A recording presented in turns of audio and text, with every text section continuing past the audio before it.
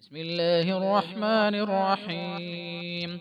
سبح لله ما في السماوات وما في الأرض وهو العزيز الحكيم. يا أيها الذين آمنوا لم تقولون ما لا تفعلون؟ كبر مقتا عند الله أن تقولوا ما لا تفعلون. إن الله يحب الذين يقاتلون في سبيله صفا كأنهم بنيان مرصوص.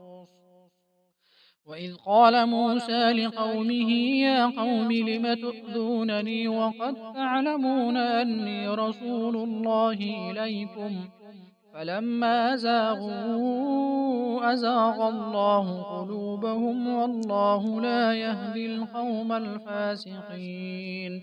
وإذ قال عيسى ابن مريم يا بني إسرائيل إني رسول الله إليكم مصدقا لما بين يدي من التوراة ومبشرا برسول يأتي من بعد اسمه أحمد.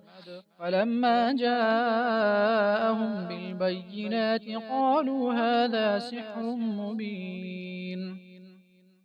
ومن أظلم ممن افترى على الله الكذب وهو يدعى إلى الإسلام والله لا يهدي القوم الظالمين.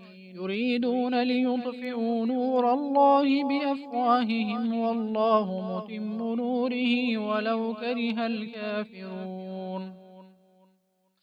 هو الذي أرسل رسوله بالهدى ودين الحق ليظهره على الدين كله ولو كره المشركون. يا أيها الذين آمنوا هل أدلكم على تجارة تنجيكم من عذاب أليم تؤمنون بالله ورسوله وتجاهدون في سبيل الله بأموالكم وأنفسكم ذلكم خير لكم إن كنتم تعلمون. يغفر لكم ذنوبكم ويدخلكم جنات تجري من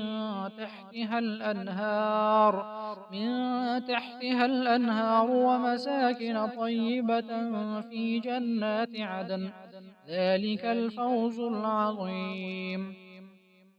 وأخرى تحبونها نصر من الله وفتح قريب وبشر المؤمنين.